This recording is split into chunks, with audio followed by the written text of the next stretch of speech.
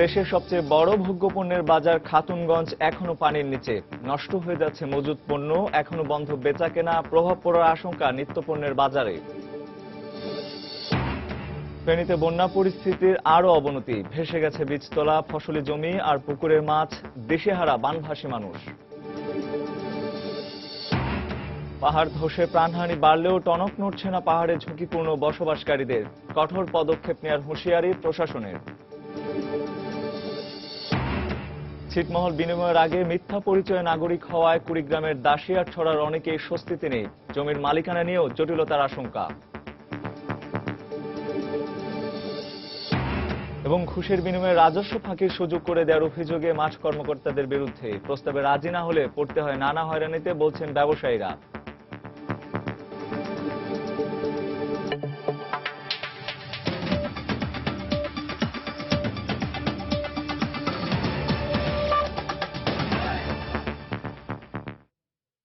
সময় সংবাদের সঙ্গে আছে আমি রঞ্জন শুভ্র।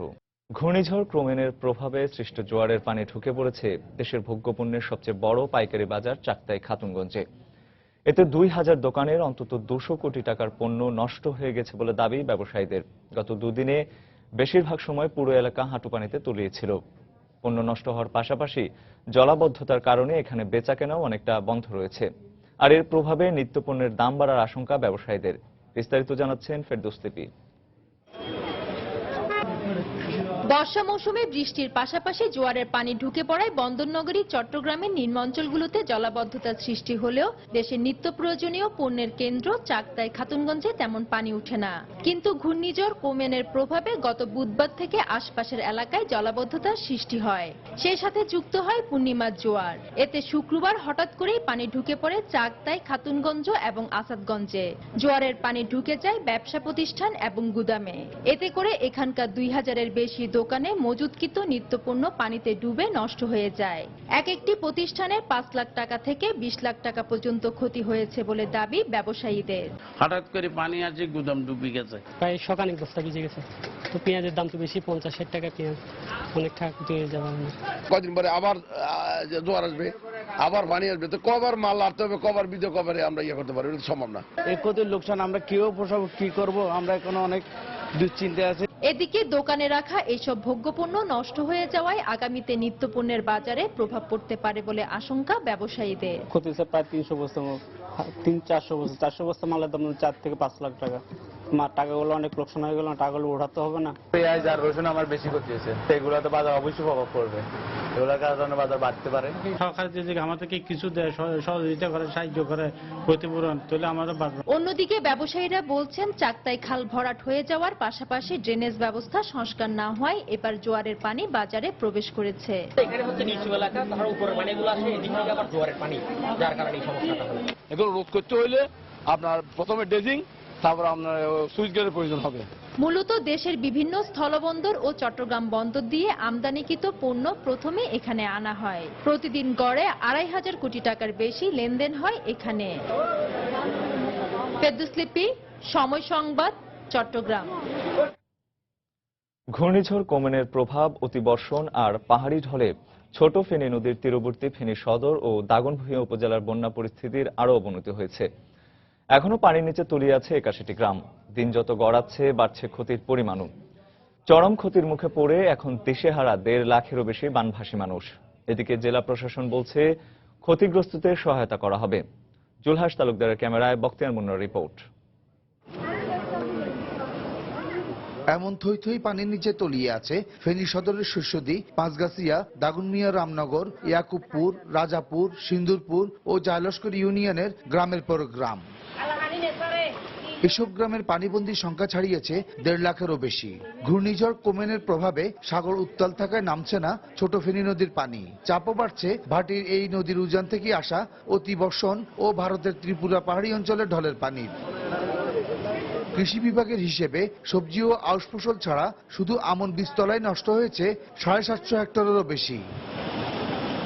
আর মৎস্য বিভাগের হিসেব মতে বানের পানিতে ভেসেছে প্রায় 3500 পুকুরের মাছ। টাকার অঙ্কে এই ক্ষতি ছাড়িয়েছে 30 কোটিরও উপরে।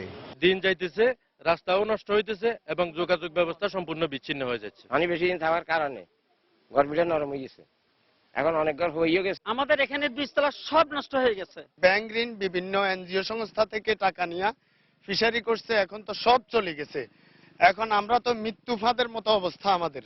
বানের পানিতে তলিয়ে থাকার কারণে ক্ষতি নিরূপণ করা ও ক্ষতিগ্রস্তদের তালিকা করা যাচ্ছে না বলে জানালেন এই জনপ্রতিনিধি। উপজেলা প্রশাসনের পক্ষ থেকে ক্ষতিগ্রস্ত ক্ষতিপূরণের একটা তালিকা প্রস্তুত করার জন্য বলছে। ক্ষতির পরিমাণ এখন আমরা নিশ্চিত করতে পারতেছি না, বিধায় আমরা তালিকা করতে পারতেছি না। ফেনীর ভারপ্রাপ্ত জেলা প্রশাসক জানালেন, পানি নেমে যাওয়ার পর ক্ষতির পূর্ণাঙ্গ তথ্য পেলে পুনর্বাসনের কাজ শুরু হবে। কৃষি, মৎস্য, রাস্তাঘাট, পোল্ট্রি এইসব ক্ষয়ক্ষতি আরো বেশি পরিমাণে, এগুলি যখন পূর্ণাঙ্গ তথ্য আমরা পাবো সেই হিসাবে তখন আরো ব্যাপক কার্যক্রম গ্রহণ করা হবে। গ্রামীণ জনপদে এখনো তলিয়ে আছে শত শত কিলোমিটারের কাঁচা পাকা সড়ক। সেসব সড়কের ক্ষতির অঙ্কটা কি দাঁড়াবে তা এখনো ধারণাও করতে পারছে না সংশ্লিষ্ট বিভাগগুলো। ফেনী সদর ও দাগনভূঞা উপজেলার এমন ৮০টিরও বেশি গ্রামের বানবাসীরা এখন সাময়িক দুর্ভোগের চেয়েও পরবর্তী স্থায়ী দুর্ভোগ নিয়ে আছেন চরম দুশ্চিন্তায়। এসব ক্ষতিগ্রস্তরা মনে করছেন, একমাত্র সরকারের সহযোগিতা ছাড়া দুর্ভোগের জাতাকল থেকে বেরিয়েও আর ঘুরে দাঁড়াতে পারবেন না তারা। দাগনভূঞা সিন্দুরপুর ইউনিয়নের মোহরবাগ গ্রাম থেকে বখতিয়ার মুন্না, সময় সংবাদ, ফেনী। পাহাড় ধসে বাড়ছে প্রাণহানির সংখ্যা, তারপরও টনক নড়ছে না কক্সবাজারের পাহাড়ে ঝুঁকিপূর্ণ বসবাসকারী লক্ষাধিক মানুষের। কোনোভাবেই সরছেন না এখানে বসবাসকারী মানুষেরা। তবে প্রশাসন বলছে, অনুরোধে কাজ না হলে কঠোর পদক্ষেপ নেওয়া হবে। সুজাউদ্দিন রুবেলের তথ্য, মোহাম্মদ ফরাজের ছবি নিয়ে ডেস্ক রিপোর্ট। পাহাড়ে বসতি ঠেকানো যাচ্ছে না কক্সবাজারে। প্রতিদিনই নতুন নতুন ঘর উঠছে নানা এলাকায়। কক্সবাজার সদর ছাড়াও উখিয়া এবং টেকনাফে প্রায় 2 লক্ষাধিক মানুষ ঝুঁকিপূর্ণভাবে বসবাস করছে পাহাড়ের পাদদেশে, যার মধ্যে সবচেয়ে বেশি বসবাস শহরের কলাতলী, ঘোনারপাড়া, দক্ষিণ বাহারছড়া, বড়ছড়া, পাহাড়তলী, বৈদ্যঘোনা ও বাদশাঘোনায়। প্রতি বছর জেলার কোনো না কোনো পাহাড় ধসে প্রাণহানির ঘটনা ঘটলেও আর্থিক অনটনের কাছে হার মানছে তারা। গত 27 জুলাই এমন ঘটনায় প্রাণ হারান 5 জন। এত ঝুঁকিপূর্ণ অতীতে বুঝিনি, তারপরে এখন যারা আছে এরা আসলে যাওয়ার মতন খুব কম মানুষেরই যাওয়ার মতন রাস্তা নেই। ঘর ভাড়া দেওয়ার মতো সামর্থ্য নেই, ঘর ভাড়া দিয়ে থাকবো কোথায়? শহরের মতন পরিরই হনমিকে কি হয়, যারা ধরো কান জায়গা কিনে গিয়ে যে তাকিমে দিতে হনার ইয়া নাই, সামর্থ্য নাই। আমরা তো অসহায়, সরকার যদি আমাদেরকে ঘর বাড়ি দেয় তাহলে আমরা এখান থেকে চলে যাব। পাহাড় ধসে প্রাণহানি ঠেকাতে প্রশাসনকে কঠোর পদক্ষেপ ও বসবাসকারীদের সচেতন হতে হবে বলে জানালেন পরিবেশবাদী সংগঠনের এই নেতা। প্রশাসনের লোক দেখানো, শুধু মাইকিং অথবা সতর্কীকরণ না দিয়ে প্রশাসনকে জোর পদক্ষেপ নিতে হবে। প্রয়োজনে আইন শৃঙ্খলা বাহিনীকে সাথে নিয়ে পরিকল্পিতভাবে এই পাহাড় ধসের সমস্যা থেকে কক্সবাজার জেলাবাসীকে রক্ষা করতে হবে। আর জেলা প্রশাসনের কর্মকর্তা জানালেন, ঝুঁকিপূর্ণ বসবাসকারীদের কোনোভাবেই পাহাড়ের পাদদেশে থাকতে দেওয়া হবে না। আমাদের এই বিষয়ে একদম জিরো টলারেন্স। আমরা ওখানে একটি বাড়িও রাখবো না এবং ওখানে থাকতে দেব না। ঝুঁকিপূর্ণ অবস্থায় একটি মানুষ যাতে সেখানে না থাকে সেই বিষয়টা আমরা নিশ্চিত করতে চাই। গত 5 বছরে কক্সবাজারে পাহাড় ধসে মারা গেছে 2 শতাধিক মানুষ, যার মধ্যে 2010 সালের 15 জুন পাহাড় ধসের ঘটনায় 4 সেনা সদস্য সহ 54 জন প্রাণ হারান। সময় সংবাদ, কক্সবাজার। প্রধানমন্ত্রী শেখ হাসিনা বলেছেন, 15 আগস্টের হামলা শুধু একটি পরিবারের উপর হামলা ছিল না, ছিল পুরো বাঙালি জাতির উপর আঘাত। 75-এর ওই হামলার মধ্য দিয়ে পুরো বাঙালি জাতিকে নিশ্চিহ্ন করার নীল নকশা করা হয়েছিল। গতকাল ধানমন্ডির 32 নম্বরে জাতীয় শোক দিবস উপলক্ষে কৃষক লীগ আয়োজিত স্বেচ্ছায় রক্তদান কর্মসূচির উদ্বোধন শেষে প্রধানমন্ত্রী একথা বলেন। শোকের 40 বছর। 75-এর 15ই আগস্ট থেকে দীর্ঘ এই সময় জুড়ে বেদনার স্মৃতি বয়ে বেড়ানো ধানমন্ডি 32 নম্বরের এই বাড়ি, যেখানে নৃশংসভাবে হত্যা করা হয় জাতির জনক এবং তার পরিবারের সদস্যদের। তাই শোকের মাসের প্রথম দিনে বঙ্গবন্ধুর প্রতি শ্রদ্ধা জানাতে স্মৃতি জড়ানো এই বাড়ির প্রাঙ্গণে জাতির জনকের কন্যা শেখ হাসিনা আবেগঘন কণ্ঠে স্মরণ করলেন জাতির পিতা আর পরিবারের অন্য সদস্যদের। 15 আগস্টের আঘাতটা একটা পরিবারের উপরই আঘাত এনেছিল, কিন্তু প্রকৃতপক্ষে সেটা শুধু পরিবারের উপর আঘাত ছিল না, সেটা ছিল বাঙালি জাতির এই যে বিজয়, উত্থান, একটি রাষ্ট্র প্রতিষ্ঠা এবং হানাদার পাকিস্তানি বাহিনীকে মুক্তিযুদ্ধের মাধ্যমে পরাজিত করা, এই পরাজয়ের প্রতিশোধ গ্রহণটাই ছিল এই হত্যাকাণ্ডের মূল উদ্দেশ্য যেন বাঙালি জাতি কখনো আর মাথা উঁচু করে দাঁড়াতে না পারে। কৃষক লীগ আয়োজিত আলোচনা সভায় প্রধানমন্ত্রী আরো বলেন, বঙ্গবন্ধুকে হত্যার পর বাংলাদেশ হেঁটেছে উল্টো পথে, আর তাই জাতির জনকের অসমাপ্ত কাজ শেষ করতে আর স্বাধীনতার সুফল বাংলার মানুষের ঘরে ঘরে পৌঁছে দিতে হাজার প্রতিকূলতা মাথায় নিয়েই দেশে ফেরেন তিনি। যে বাংলা লাখো শহীদের রক্তের বিনিময়ে স্বাধীনতা অর্জন করেছে, যে বাংলা দেশ জাতির পিতার হাতে গড়া, সেই বাংলার কৃষক, শ্রমিক, মেহনতি মানুষ যেন উন্নত জীবন পায়, বাংলাদেশকে কেউ যেন আর অবহেলার চোখে দেখতে না পারে, বিশ্ব সবাই যেন মর্যাদার আসন নিয়ে বাঙালি জাতি চলতে পারে, সেদিকে লক্ষ্য রেখে এই প্রতিটি কর্মসূচি হাতে নিয়েছি, তা বাস্তবায়ন করে যাচ্ছি। পরে জাতীয় শোক দিবসের কর্মসূচির অংশ হিসেবে কৃষক লীগ আয়োজিত স্বেচ্ছায় রক্তদান কর্মসূচির উদ্বোধন করেন আওয়ামী লীগ সভাপতি প্রধানমন্ত্রী শেখ হাসিনা। শাহ আলী জয়, সময় সংবাদ, ঢাকা। জাতির জনক বঙ্গবন্ধু শেখ মুজিবুর রহমানের 40তম মৃত্যুবার্ষিকী উপলক্ষে 40 দিনের কর্মসূচির প্রথম দিনে টুঙ্গিপাড়ায় তার সমাধিসৌধে ফুল দিয়ে শ্রদ্ধা জানিয়েছে আওয়ামী লীগ ও এর অঙ্গ সংগঠনের নেতাকর্মীরা। গতকাল দলটির সাধারণ সম্পাদক সৈয়দ আশরাফুল ইসলামের নেতৃত্বে বঙ্গবন্ধুর সমাধিতে ফুল দিয়ে শ্রদ্ধা জানান দলের কেন্দ্রীয় নেতারা। পরে শ্রদ্ধা নিবেদন করেন ছাত্রলীগ, যুবলীগ, মহিলা লীগ সহ অন্য অঙ্গ সংগঠনের নেতাকর্মীরা। এ সময় বঙ্গবন্ধুর পলাতক হত্যাকারীদের দেশে ফিরিয়ে এনে ফাঁসি কার্যকরের দাবি জানান নেতারা।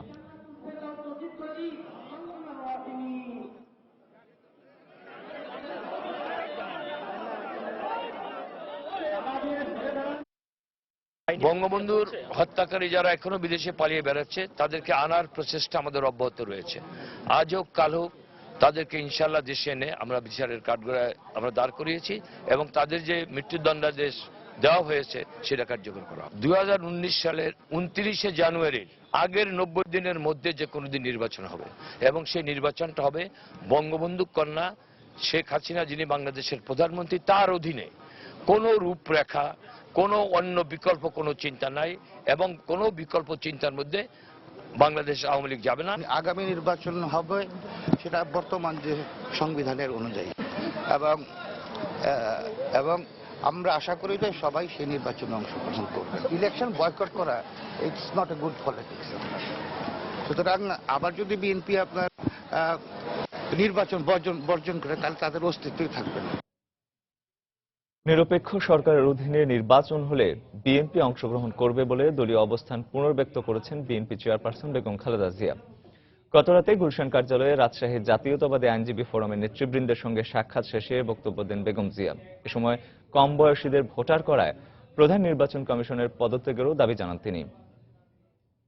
আমরা নির্বাচন চাই এবং নির্বাচনে অংশগ্রহণ করতে চাই, কিন্তু সেই নির্বাচনটা হতে হবে নিরপেক্ষ সরকারের অধীনে। এটা পরিষ্কার। আমরা গণতান্ত্রিক দল, নির্বাচনের মাধ্যমে ক্ষমতায় যাওয়াতে জনগণের ক্ষমতাকে আমরা বিশ্বাস করি। এই প্রতিশোধ প্রতিহিংসা রাজনীতি বাদ দিতে হবে। প্রতিশোধ প্রতিহিংসা দিয়ে কখনো কোনো দিন দেশের মানুষের কল্যাণ করা যায় না। বিএনপি আমরা প্রতিশোধ প্রতিহিংসা রাজনীতিতে বিশ্বাস করি না, আমরা করব না। ইলেকশন কমিশন আজকে সংবিধান বিরোধী কাজ করছে। আজকে নাবালকদের তারা ভোটার বানাচ্ছে, 14 বছরের কে 18 বছর বানায় ভোটার করতেছে ইলেকশন কমিশন। সময় সংবাদে আরো থাকছে, রাজধানীর ধানমন্ডির মাঠে নতুন কমপ্লেক্স তৈরির পরিকল্পনা, বরাদ্দপত্রের সঙ্গে সাংঘর্ষিক এমন অবকাঠামো তৈরি করতে দেয়া হবে না জানালেন গৃহায়ন মন্ত্রী। এবং দেশের মধ্যে চাহিদা থাকার পরও শুধুমাত্র বেশি দামের কারণে অব্যবহৃত থেকে যাচ্ছে বিএসসিসিএল এর ব্যান্ডউইথ। ভারতের সাথে চুক্তিতে সুবিধা পাবে সে দেশের জনগণ। কুড়িগ্রামের দাসিয়ারছড়া শুক্রবারও যার পরিচয় ছিল ছিটমহল, এখন স্থান পেয়েছে বাংলাদেশের মানচিত্রে।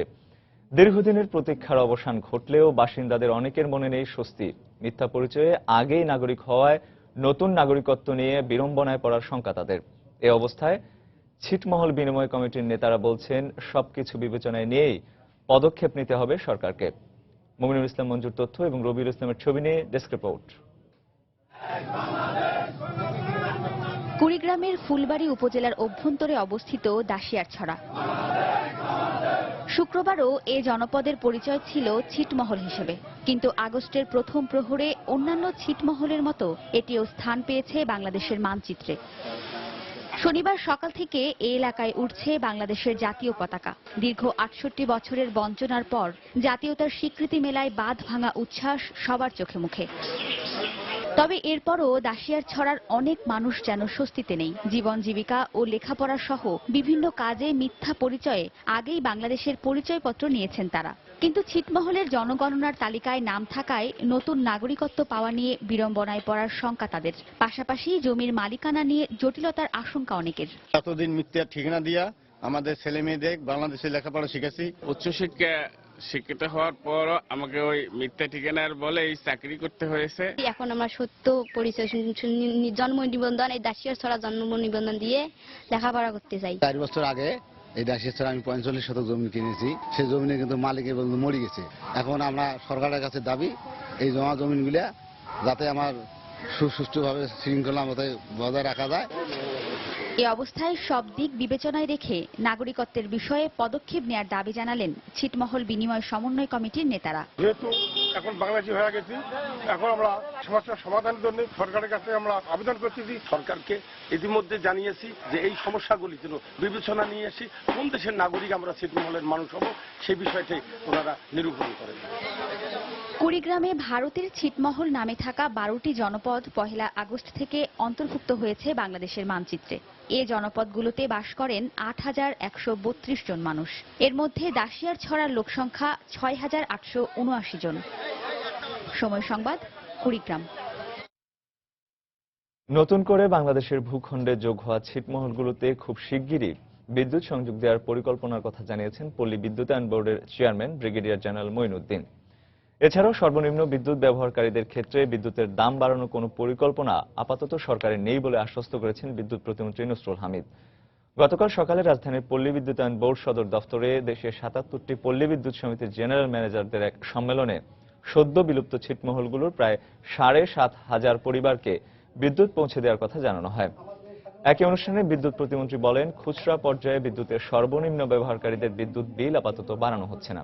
এ সময় পল্লী বিদ্যুৎ সমিতিগুলোকে দুর্নীতিমুক্ত রাখার আহ্বান জানিয়ে মন্ত্রী বলেন, গ্রাহকদের নতুন সংযোগ দেওয়ার সময় যেন কোনো অতিরিক্ত অর্থ প্রদান করতে না হয় সেদিকে বিশেষভাবে নজর রাখতে হবে জেনারেল ম্যানেজারদের।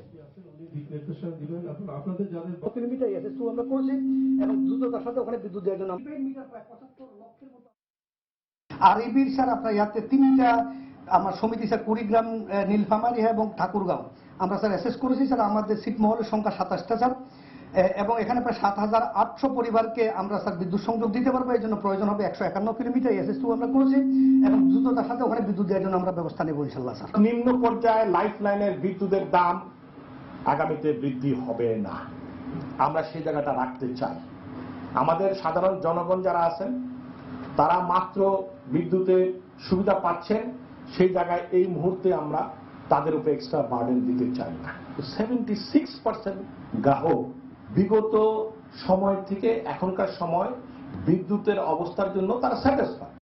সরকারের নিষেধাজ্ঞা অনুযায়ী মহাসড়কে সিএনজি চালিত অটোরিকশা সহ 3 চাকার যানবাহন চলাচল বন্ধ রয়েছে। দর্শক, এই মুহূর্তে ঢাকা আরিচা মহাসড়কের ক্যান্টনমেন্ট এলাকায় রিপোর্টার সাইফুল জুয়েল রয়েছেন। আমরা সরাসরি চলে যাচ্ছি সেখানে। জুয়েল। শুভ্র, আপনাকে ধন্যবাদ। আমি এই মুহূর্তে আছি ঢাকা আরিচা মহাসড়কের মাঝপথে। তো এখানে আপনি যেটা জানেন যে গত 22 তারিখ, আসলে গত মাসের 22 তারিখ আসলে মহাসড়কে অতিরিক্ত দুর্ঘটনার কারণে এবং 3 চাকা বিশিষ্ট যে অটোরিকশা এবং সিএনজি যেগুলো আছে, তো এগুলোর কারণে যে দুর্ঘটনাগুলো ঘটে তার ফলে আসলে আন্তঃমন্ত্রণালয় বৈঠক শেষে সিদ্ধান্ত নেওয়া হয়েছে যে মহাসড়কগুলোতে 1 আগস্ট থেকে যান চলাচল বন্ধ থাকবে। তো তারই ধারাবাহিকতায় আজকে আনুষ্ঠানিকভাবে আসলে মহাসড়কের যান চলাচল বন্ধ আছে। তবে আমরা এখন থেকে ঢাকা থেকে যতদূর পর্যন্ত রওনা দিয়েছি, ঢাকার যে মহাসড়কের যে মাঝপথে অবস্থান করছি, তো এই জায়গা পর্যন্ত এখন পর্যন্ত কিন্তু আমরা খুব তেমন একটা 3 চাকা বিশিষ্ট যে অটোরিকশা এবং সিএনজি চালিত যে যানবাহনগুলো আছে সেগুলো কিন্তু আমরা লক্ষ্য করিনি। আর আমি যদি আপনাকে একটু পেছনের কথা জানিয়ে রাখি যে গত 15 তারিখ থেকে, গত মাসের 15 তারিখ থেকে ঠিক 25 তারিখ পর্যন্ত 4টি সিএনজি চালিত সড়ক দুর্ঘটনার কারণে আসলে নিহত হয়েছে সর্বমোট 18 জন। তো বেশিরভাগই হলো যে আপনার উত্তরবঙ্গের দিকে রাস্তাতে, এছাড়া একটি ঘটনা ছিল আপনার এই ঢাকা সিলেট মহাসড়কের ব্রাহ্মণবাড়িয়ার এই দিকটাতে। তো আর যদি আপনাকে বলি যে এছাড়া গতকালকে কিন্তু এই সিএনজি অটো চালক রিকশার মালিক সমিতি যারা আছেন তাদের সংগ্রাম পরিষদ তারা ঢাকা রিপোর্টার সিমিটিতে একটি সংবাদ সম্মেলন করেছেন এবং সেই সংবাদ সম্মেলনের মাধ্যমে তারা যেটা জানিয়েছেন 11 দফা দাবি জানিয়েছেন।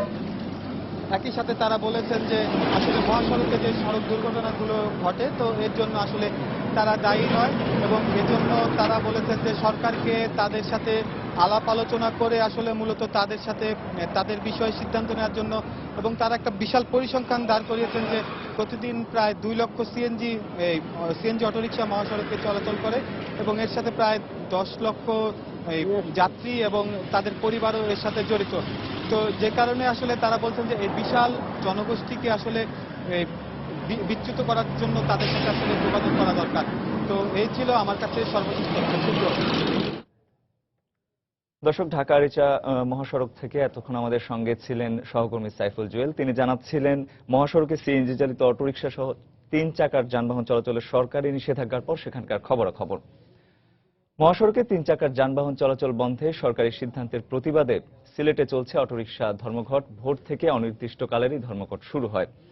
ধর্মঘটের সমর্থনে সিএনজি অটোরিকশা শ্রমিকরা ঢাকা সিলেট মহাসড়কের বিভিন্ন জায়গায় অবস্থান নিয়েছে। দক্ষিণ সুরমা উপজেলার তেলিবাজারে শ্রমিকরা অবস্থান নিয়ে বিক্ষোভ মিছিল ও সমাবেশ করে। এ সময় শ্রমিকরা সরকারি সিদ্ধান্তকে সম্পূর্ণ অযৌক্তিক দাবি করে এই সিদ্ধান্ত না মানার ঘোষণা দেন। শান্তিপূর্ণ এই আন্দোলন সরকার না মানলে কঠোর আন্দোলনে যাবেন বলেও হুঁশিয়ারি দেন শ্রমিকরা। অনাকাঙ্ক্ষিত পরিস্থিতি মোকাবেলায় ঢাকা সিলেট মহাসড়কে অতিরিক্ত পুলিশ মোতায়েন করা হয়েছে।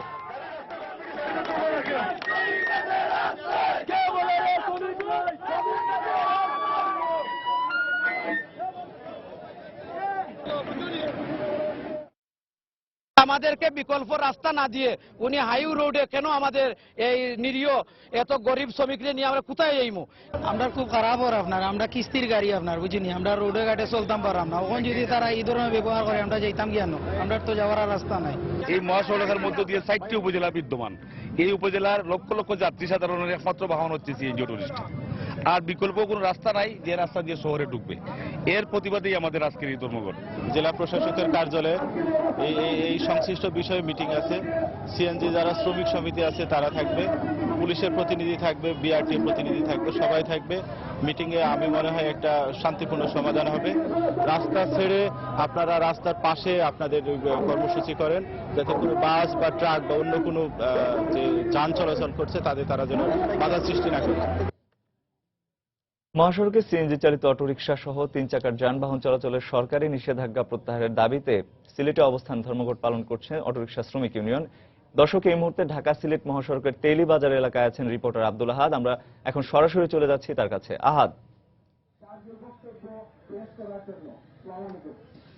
ধন্যবাদ রঞ্জন। আপনি যেটা বলছিলেন যে গতকাল থেকে সরকারি একটি নির্দেশনা জারি হয়েছে যে সেটি হলো যে মহাসড়ক যেগুলো রয়েছে সেগুলোতে 3 চাকার যান যেমন সিএনজি অটোরিকশা বা 3 হুইলার সেগুলো চলতে পারবে না, এমন একটি নির্দেশনা জারি হয়েছে। এবং সেই নির্দেশনার পর পুলিশও মহাসড়কে 3 চাকার যে যানবাহনগুলো রয়েছে সেগুলো চলতে দিচ্ছে না। তো এই সিদ্ধান্ত প্রত্যাহারের দাবিতে সিএনজি অটোরিকশা চালক যারা রয়েছে, সিলেটে মূলত 3 চাকার গাড়ি বলতে সিএনজি অটোরিকশাকে আমরা বুঝি, অন্য কোনো 3 চাকার যানবাহন সিলেটে চলাচল করে না সিলেটের রাস্তাগুলোতে। কিন্তু এই যানবাহনগুলো চলাচলের দাবিতে যে সিএনজি অটোরিকশা শ্রমিকরা রয়েছে তারা আন্দোলন করছে আজ সকাল থেকে। তাদের অনির্দিষ্টকালের ধর্মঘট, এবং এই ধর্মঘটের পাশাপাশি তারা ঢাকা সিলেট মহাসড়ক যেগুলো রয়েছে সেগুলোতে তারা অবস্থান নিয়েছে সকাল থেকে।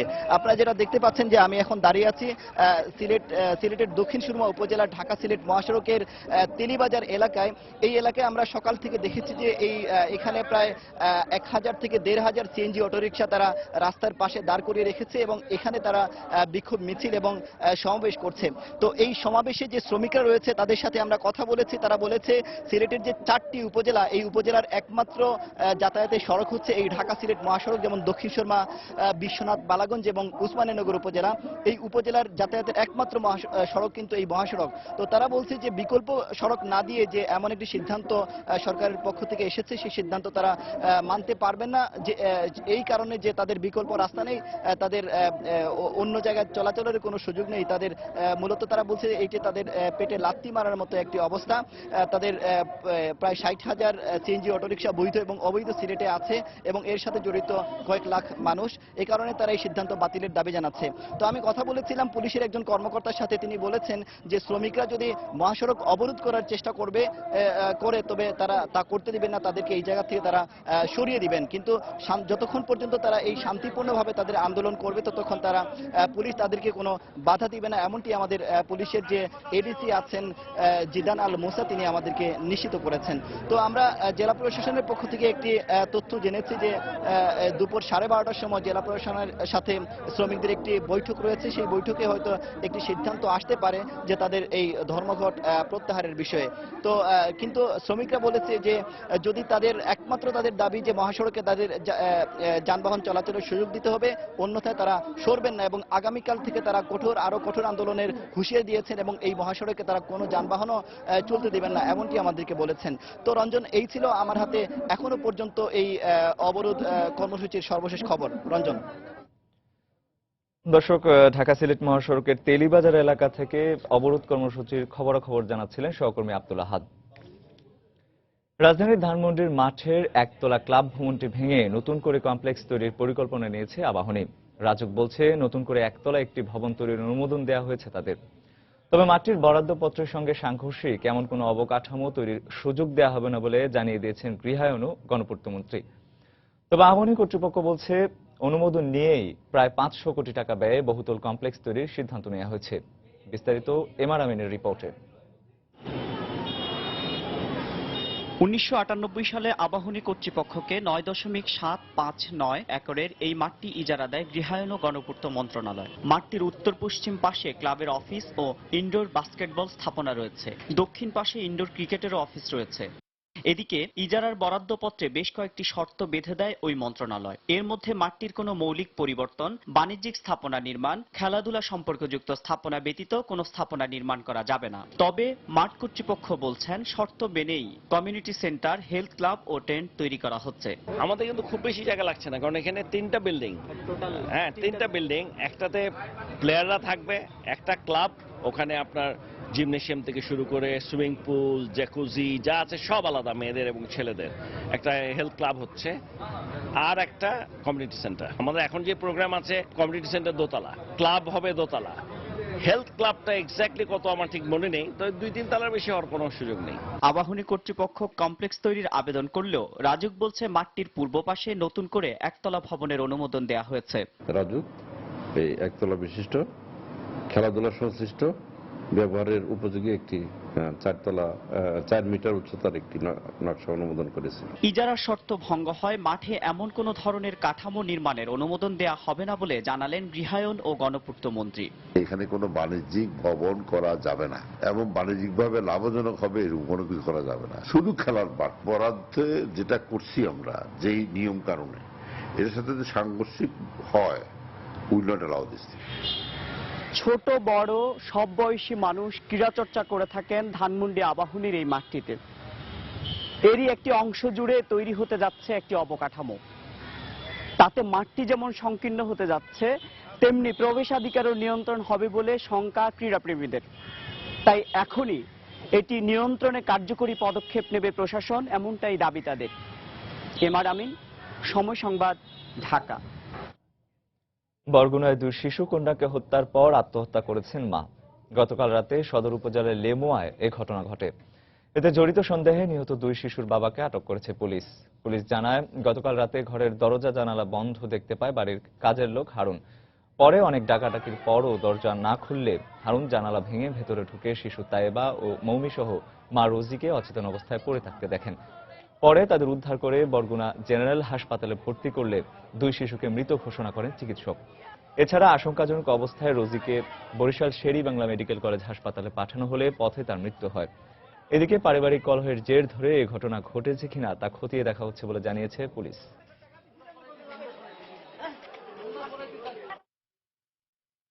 মুন্সিগঞ্জের মাওয়ায় পদ্মা নদীতে বালু বোঝাই ট্রলার ডুবির ঘটনায় এখনও নিখোঁজ রয়েছেন 2 জন। সকাল থেকে শুরু হয়নি উদ্ধার কাজ। গতকাল দুপুর 2:30টার দিকে প্রবল স্রোতের কবলে পড়ে মাওয়ার পদ্মার তীর এলাকায় ডুবে যায় ট্রলারটি। পুলিশ জানায় 31 জন শ্রমিক নিয়ে শ্রীনগরের ভাগ্যকুল থেকে নারায়ণগঞ্জের বক্তাবলীর দিকে যাওয়ার পথে এই দুর্ঘটনা ঘটে। এ সময় স্থানীয়দের সহায়তায় 28 জন শ্রমিককে উদ্ধার করা হয়। তবে এই ঘটনায় এখনও নিখোঁজ রয়েছেন 2 জন। নিখোঁজদের সন্ধানে গতকাল বিকেল থেকে রাত 12টা পর্যন্ত উদ্ধার তৎপরতা চলে। তবে আজ সকালে এখন উদ্ধার কাজ শুরু হয়নি।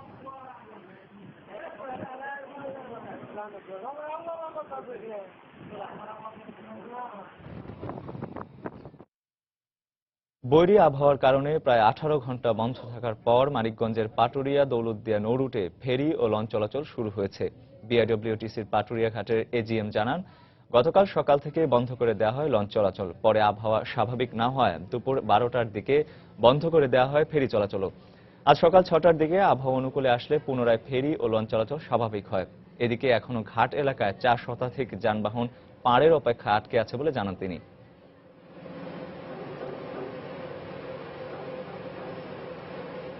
রাজধানীর হাতিরপুলে ইস্টার্ন প্লাজা শপিং কমপ্লেক্সের সামনের রাস্তায় গ্যাস লাইন থেকে সৃষ্ট আগুন ফায়ার সার্ভিসের 2টি ইউনিটের চেষ্টায় নিয়ন্ত্রণে এসেছে। প্রত্যক্ষদর্শী ও ফায়ার সার্ভিসের কর্মকর্তারা জানান, সকাল 7:15টার দিকে ইস্টার্ন প্লাজা শপিং সেন্টারের পাশের গ্যাস লাইন থেকে আগুনের সূত্রপাত হয়। আগুন দ্রুত রাস্তার উপরের বিদ্যুতের তারে ছড়িয়ে পড়ে। এতে ইস্টার্ন প্লাজা শপিং কমপ্লেক্সে ও পাশের একটি দোকানের সাইনবোর্ড আংশিক পুড়ে যায়।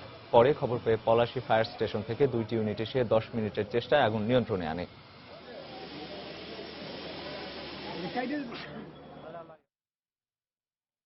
অভ্যন্তরীণ বাজারের চেয়ে কম মূল্যে ব্যান্ডউইথ রপ্তানির জন্য ভারতের সঙ্গে চুক্তি করেছে Bangladesh submarine cables company limited. মজার ব্যাপার, চুক্তি অনুযায়ী দেশীয় গ্রাহকদের চেয়ে কম খরচে ভালো মানের ইন্টারনেট সেবা পাবে ত্রিপুরায় বসবাসরত ভারতীয় নাগরিকেরা। সংশ্লিষ্টরা বলছেন, দেশের মধ্যে চাহিদা থাকার পরও শুধুমাত্র বেশি দামের কারণে বিএসসিসিএল এর ব্যান্ডউইথ অব্যবহৃত থেকে যাচ্ছে। ব্যান্ডউইথ রপ্তানি ও এর প্রভাব নিয়ে রামিম হাসানের রিপোর্ট। সমুদ্র তলদেশের মাধ্যমে গড়ে ওঠা আন্তর্জাতিক নেটওয়ার্ক সাবমেরিন কেবল CME-5 এর সাথে 2005 সালে সংযুক্ত হয় বাংলাদেশ। কোটা অনুযায়ী বাংলাদেশ আন্তর্জাতিক এই সংযোগ থেকে 200 গিগাবাইট ব্যান্ডউইথ ব্যবহার করতে পারে, কিন্তু এর মধ্যে 160 থেকে 70 গিগাবাইট অব্যবহৃত থেকে যায়। আর এই যুক্তিতে 9.5 কোটি টাকা বাৎসরিক চার্জে 10 গিগাবাইট ব্যান্ডউইথ ভারতকে ব্যবহার করতে দেওয়ার সিদ্ধান্ত নিয়েছে বাংলাদেশ। সম্প্রতি ভারতের প্রধানমন্ত্রী নরেন্দ্র মোদী সফরের সময় বাংলাদেশ সাবমেরিন কেবলস কোম্পানি লিমিটেডের সাথে ভারতের সাঞ্চাই নিগম কোম্পানি লিমিটেডের একটি চুক্তি হয়।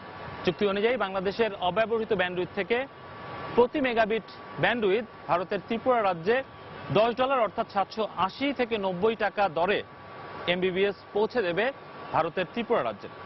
অথচ দেশের মধ্যেই বিএসসিসিএল ব্যান্ডউইথের পাইকারি দর নির্ধারণ করে রেখেছে 1969 টাকা।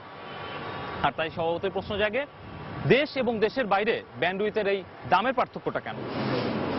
এ ব্যাপারে ইন্টারনেট সার্ভিস প্রোভাইডার ISPর অভিযোগ, দেশের মধ্যে বিএসসিসিএল নির্ধারিত উচ্চ মূল্যের কারণেই এই পরিমাণ ব্যান্ডউইথ অব্যবহৃত থেকে যাচ্ছে। বাংলাদেশে ইন্টারনেট পারপাস যে ব্যান্ডউইথটা ইউজ হচ্ছে ক্লোজ টু 120 জিবি 25 জিবির মতন। 120-25 জিবির মধ্যে সরকার শুধুমাত্র ব্যান্ডউইথ সাপ্লাই করতে পারছে 25 জিবি। বাকি 100 জিবি কিন্তু বেসরকারি আইটিসি অপারেটররা দিচ্ছে। ওয়ারেস সরকারের কাছে 200 জিবির ক্যাপাসিটি আছে। আইটিসি অপারেটররা এটা যদি ইজিলি কোপ আপ করতে পারে, ইজিলি অ্যাকোয়ার করতে পারে, তাহলে বিএসসিসিএল কেন পারবে না? এ বিষয়ে বিএসসিসির দৃষ্টি আকর্ষণ করা হলে কোম্পানিটির ব্যবস্থাপনা পরিচালক জানান, আমলাতান্ত্রিক জটিলতার কারণে দেশের ভিতরে এতদিন দাম কমানো যায়নি। যেহেতু আমরা একটা দাম কমাবো তাতে আমাদের রেভিনিউ লস হবে, সেক্ষেত্রে আমাদের গভর্নমেন্টের কাছে পারমিশনের জন্য আমরা পাঠিয়েছিলাম। আনফরচুনেটলি এটা বিটিআরসি হয়ে, মন্ত্রণালয় হয়ে, মাননীয় প্রধানমন্ত্রী দপ্তর হয়ে এটা আবার ফিনান্সের কনকারেন্স লেগেছে। এগুলো করতে গিয়ে আমাদের অনেক সময় লেগে গেছে, যার জন্য আমরা এটা অনেক দেরি হয়ে গেছে। আর তাই দাম কমানোর সিদ্ধান্ত হলেও কবে নাগাদ সংশোধিত মূল্যে দেশীয় অপারেটররা ব্যান্ডউইথ কিনতে পারবেন সে ব্যাপারে সুনির্দিষ্ট কোনো ধারণা পাওয়া যায়নি বিএসসিসিএল এর কাছ থেকে। যদিও তাদের দাবি, ভারতের সাথে চুক্তি বাস্তবায়নের আগেই আইএসপি গ্রাহকরা এর সুবিধা পাবেন। রামিম হাসান, সময় সংবাদ, ঢাকা। পণ্য কেনার সময় নির্দিষ্ট হারে মূল্য সংযোজন কর বা মূসকের অর্থ পরিশোধ করেন গ্রাহকরা। সেই কর ব্যবসায়ীদের জমা দেওয়ার কথা রাজস্ব বিভাগে। কেউ রাজস্ব ফাঁকি দিলে ব্যবস্থা নেওয়ার কথা রাজস্ব কর্মকর্তাদের। কিন্তু অভিযোগ উঠেছে, ঘুষের বিনিময়ে ব্যবসায়ীদের রাজস্ব ফাঁকির সুযোগ করে দিচ্ছেন মাঠ পর্যায়ের এক শ্রেণীর রাজস্ব কর্মকর্তা। আর ব্যবসায়ীদের অভিযোগ, রাজস্ব কর্মকর্তাদের প্রস্তাবে রাজি না হলে পড়তে হয় নানা হয়রানিতে। তবে জাতীয় রাজস্ব বোর্ড NBR বলছে, অসাধু কর্মকাণ্ডে যুক্ত হলে পার পাবে না কেউই। সাজিদ রাজুর রিপোর্ট। সারা বছর বাজারে বেচা বিক্রির উপর নির্ভর করে সরকারের সবচেয়ে বড় আয়ের খাত মূল্য সংযোজন কর বা মূসক থেকে কেমন রাজস্ব আসবে। যেসব ব্যবসায়ীর সংগৃহীত মূসকের পরিমাণ বছরে 70,000 টাকার কম, তাদের কাছ থেকে সরকার আদায় করে নির্দিষ্ট অঙ্কের ভ্যাট বা প্যাকেজ ভ্যাট। এর বেশি হলে শতকরা 4 ভাগ হারে মূসক আদায় করা হয়। আর এই নিয়মটিরই সুযোগ নিচ্ছে এক শ্রেণীর বড় ব্যবসায়ী। অভিযোগ রয়েছে, গ্রাহকদের কাছ থেকে বেশি অঙ্কের কর সংগ্রহ করলেও প্যাকেজ ভ্যাটের খাতায় নাম লেখান তারা। আর এই কর ফাঁকিতে সহযোগিতা করেন এক শ্রেণীর মাঠ পর্যায়ের রাজস্ব কর্মকর্তাই। অনেক সময় তাদের দ্বারা হয়রানিরও শিকার হতে হয় ব্যবসায়ীদের। এত টাকা দিবেন কেন, আমরা দিতেছি, ব্যবস্থা করে কমের মধ্যে দিয়ে সারতে পারবেন, আমাদেরকে কিছু দেন। আর যারা জেনুইনলি দিয়ে আসতেছে, পেমেন্ট করার পরে তার ওই চালানের কপিটা অ্যাটাস্টেড করে সেদিন নিয়ে যেতে হয়। এই অ্যাটাস্টেশনের সময় তারা নানান রকমের ভুল ধরে। এসিআর বন্ধ তো রাখে, এরকম শুনছি। রাজস্ব কর্মকর্তা তৎপর থাকে, তার এটা বন্ধ থাকার কথা না। অনেক দোকানি আছে যে ভ্যাটের চালানে বিল দিচ্ছে না, বা যেই অফিসার ভ্যাট কালেকশনে আসছে তাকে বলতেছে যে এইভাবে দাও, তুমি এটা দিলে আমি এটা মাফ করে দিচ্ছি, এটা আমি দেখাতে পারতেছি না। এরকম হয়। যে রাজস্ব কর্মকর্তারা মাঝে মাঝে ঘুরে রাষ্ট্র পরিচালনার অর্থের যোগান দেন আর রাজস্ব ফাঁকি রোধে কার্যকর ব্যবস্থা নেন, খোদ তাদের বিরুদ্ধেই ব্যবসায়ীদের অভিযোগ অনিয়ম আর দুর্নীতির। তাদের ভাষায় এ যেন ঠিক সর্ষের মধ্যেই ভূত। তবে জাতীয় রাজস্ব বোর্ড এনবিআর বলছে, ব্যবসায়ীরা অসাধু বলেই কিছু কর্মকর্তা অনিয়মের সুযোগ নিচ্ছে। অনিয়ম রোধে মাঠ পর্যায়ের ভ্যাট আদায়কারীদের উপর নজরদারি চালানো হচ্ছে বলে জানায় কর্তৃপক্ষ। উভয় পক্ষেরই একটি 6-9 ব্যাপার আছে। আপনি সুযোগ নিতে চান, আপনি ট্যাক্সটা গ্রহণ করে ট্যাক্সটা দিচ্ছেন না, দায়িত্ব পালন করতে গিয়ে আপনি যেটা বলছেন করাপশন বা অন্য কিছুর আশ্রয় না, তার জন্য শাস্তির বিধান রয়েছে একদম পরিষ্কার, এবং সেটা শাস্তি হয়তো কম, কিন্তু আমি বলছি এটা একটা মিলমিশের কারবার হয়ে দাঁড়াইছে দেশের ভিতরে। সবার নিজ নিজ অবস্থানে সৎ ও দায়িত্বশীল হওয়াই এই সমস্যার সমাধান বলেও মনে করে এনবিআর। সাজিদ রাজু, সময় সংবাদ, ঢাকা। পটুয়াখালীর কলাপাড়া উপজেলার স্বাস্থ্য কমপ্লেক্সে ডাক্তার সহ প্রয়োজনীয় জনবল না থাকায় কাঙ্ক্ষিত চিকিৎসা সেবা থেকে বঞ্চিত হচ্ছেন দূর দূরান্ত থেকে আসা রোগীরা। তাদের অভিযোগ, হাসপাতালটিতে বিদ্যুৎ, খাবার সরবরাহ নানা ধরনের সমস্যা থাকলেও নজরদারি নেই কর্তৃপক্ষের। তবে সমস্যার কথা স্বীকার করলেও দ্রুত কোনো সমাধানের আশ্বাস দিতে পারেনি জেলার সিভিল সার্জন। আমাদের পটুয়াখালী প্রতিনিধি মোহাম্মদ মনির হোসেন বাদলের তথ্য ছবি নিয়ে টেস্ট রিপোর্ট।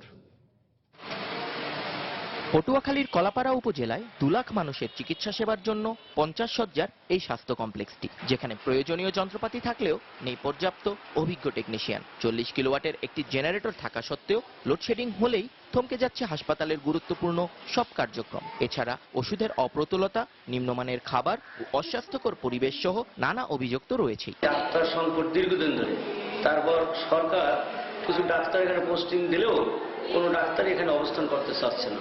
খাবার এই 3 দিন পর্যন্ত দেয় পাঙ্গাস মাছ, আইসটা গেরান কেউ খাইতে পারে না কোনো রোগীতে। জেনারেটরের সমস্যাটা খুব বেশি, জেনারেটর কারেন্ট গেলে চলে না, ফ্যান চলে না। তবে রোগীদের অভিযোগ অস্বীকার করে হাসপাতালের বহির্বিভাগ থেকে শুরু করে সকল বিভাগের কার্যক্রম সঠিকভাবেই চলছে বলে জানালেন উপজেলা স্বাস্থ্য কমপ্লেক্সের প্রধান কর্মকর্তা। 16 জন ডাক্তার কর্মরত আছে এখানে। আমাদের খাদ্য বিভাগ ঠিকভাবে আমরা মনিটর করতেছি।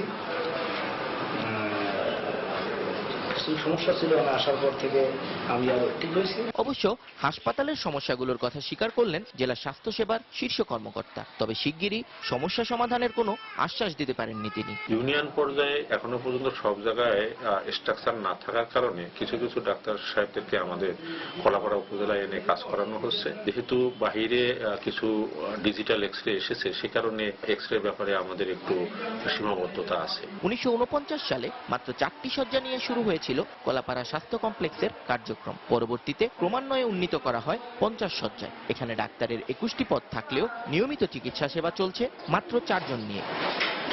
সময় সংবাদ, পটুয়াখালী। এবারে দেশের বাইরের খবর। ভারী বর্ষণে ভারত, পাকিস্তান ও মিয়ানমারের বিভিন্ন স্থানে দেখা দিয়েছে ভয়াবহ বন্যা। মিয়ানমারের প্রবল বন্যায় মৃতের সংখ্যা বেড়ে 27-এ দাঁড়িয়েছে। এদিকে ভারতের মণিপুরে ভূমিধসে মারা গেছে অন্তত 20 জন। মিয়ানমারের সাগাইন বিভাগে প্রবল বন্যায় তলিয়ে গেছে শত শত ঘরবাড়ি। অনেকেই তাদের ঘরবাড়ি ছেড়ে আশ্রয় নিয়েছে নিরাপদ স্থানে। বন্যা কবলিত রাখাইন এবং চীন রাজ্যে ঘোষণা করা হয়েছে জরুরি অবস্থা। এদিকে ভারতের পশ্চিমবঙ্গে বন্যায় মারা গেছে অন্তত 40 জন।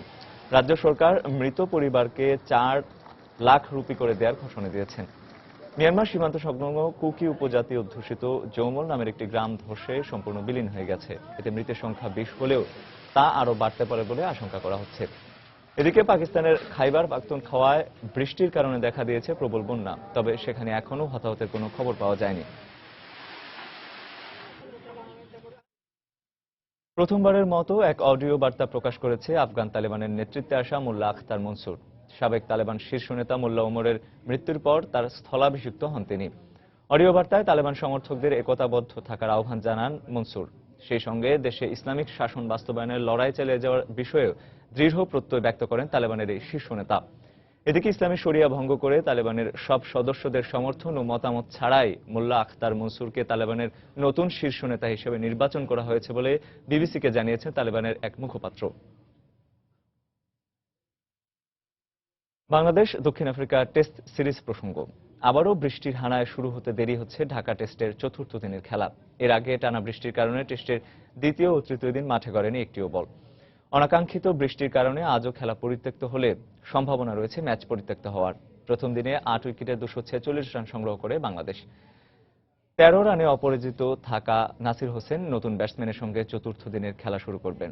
শুক্রবার সকাল থেকে বৃষ্টি হচ্ছে ঢাকায়, যে কারণে মিরপুর স্টেডিয়ামের প্রায় পুরোটাই কাভার দিয়ে ঢেকে রাখা হয়েছে, কিন্তু আউটফিল্ডে জমেছে হালকা পানি। শুক্রবার একবারও সূর্যের দেখা পাওয়া না গেলেও শনিবার কিছুটা সম্ভাবনা সৃষ্টি হয়েছিল আবারও ব্যাট বলের লড়াইয়ে, কিন্তু আবারও বেরসিক বৃষ্টি হানায় পরিত্যক্ত হয় তৃতীয় দিনের খেলা। অব্যাহত বৃষ্টির কারণে চতুর্থ দিনের খেলাও শুরু হতে দেরি হচ্ছে।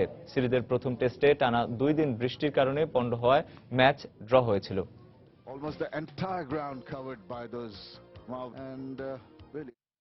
এ পর্যায়ে শীর্ষ সংবাদগুলো জানিয়ে দিচ্ছি আরেকবার।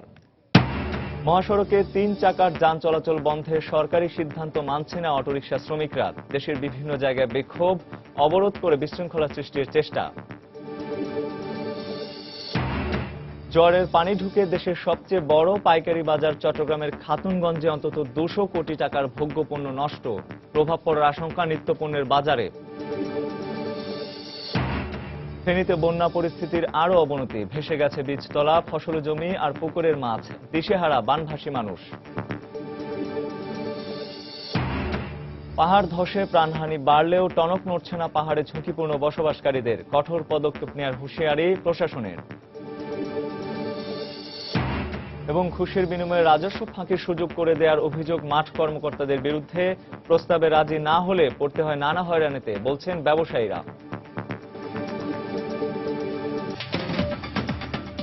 দর্শক, এই ছিল এখনকার মতো। যে কোনো খবর পেতে ভিজিট করুন সময়নিউজ.tv। যে কোনো বাংলা লিংক, রবি ও সিরিজের নম্বর থেকে সময় সংবাদের খবর, অনুষ্ঠান সম্পর্কে জানতে এবং যে কোনো তথ্য সময় সংবাদে জানাতে ডায়াল করুন 16242 নম্বরে। এছাড়া এইমাত্র পাওয়া খবর মোবাইল অ্যাপে SMS করুন, *SN লিখে পাঠিয়ে দিন 16242 নম্বরে। সঙ্গে থাকুন সময়ের।